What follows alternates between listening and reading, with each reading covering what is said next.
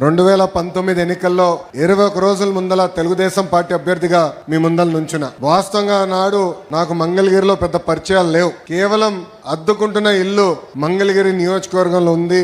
నియోజకవర్గ ప్రజలకి మంచి పని చేయాలన్న లక్ష్యంతో ఆనాడు పోటీ చేశా. నేనేంటో మీకు అర్థం లేదు, మీ సమస్య ఏంటో నాకు అర్థం లేదు. ఎన్నికలు అయిపోయినాయి. 5300 ఓట్లతో ఓడిపోయా తల్లి. ఓడిపోయిన రోజు మటుకు బాధ కలిగింది. కానీ రెండో రోజు నుంచి ఆ బాధ, ఆవేదన నాలో కసి పెంచింది. మంగళగిరి ప్రజలకి మంచి పనులు చేయాలా, ప్రతిపక్షంలో ఉన్న పర్వాలేదు, వాళ్ళ మనసు గెలుచుకోవాలని లక్ష్యంతో ఆనాడు నుంచి నా పని ప్రారంభించాను. తల్లి ఒక్కసారి ఆలోచించండి. ప్రతిపక్షంలో ఉన్నప్పుడు మీ ఆరోగ్యం కోసం ఎన్టీఆర్ సంజీవిని పెట్టా. తాడేపల్లిలో క్లినిక్, మంగళగిరిలో క్లినిక్, మన దుగ్గిరాల్లో ఏకంగా ఒక మొబైల్ క్లినిక్ పెట్టా. ఈ రోజుటి కూడా ఉచితంగా మేము మందులు ఇస్తున్నాం ఆ క్లినిక్లో.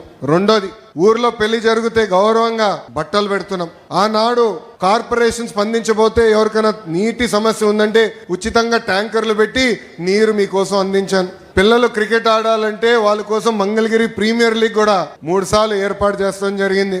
ఇంకో పక్కన మహిళలు సొంత కాళ్ళపై నిలబడాలి, కేవలం కుట్టు నేర్పిస్తే కాదు, ఉచితంగా మెషిన్ అందజేసి అవసరమైన పని కూడా ఈరోజు తెలుగుదేశం పార్టీ మీకు కల్పిస్తుంది. తల్లి ఇలా 26 సంక్షేమ అభివృద్ధి కార్యక్రమాలు మీకోసం చేశా.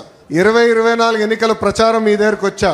ఆనాడు మిమ్మల్ని ఒకటే కోరా, ఓడిపోయిన లోకేష్ ఇంత పని చేస్తే రేపు గెలిచిన లోకేష్ ఎంత పని చేస్తాడో ఒక్కసారి ఆలోచించమని కోరా.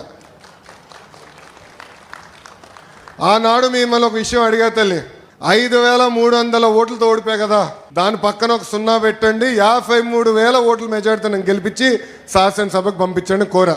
కానీ తల్లి ఈరోజు గర్వంగా చెప్పగలుగుతున్నాం, 91,000 మెజార్టీతో ఈరోజు మీరు గెలిపించి శాసనసభకు నాకు పంపించారు.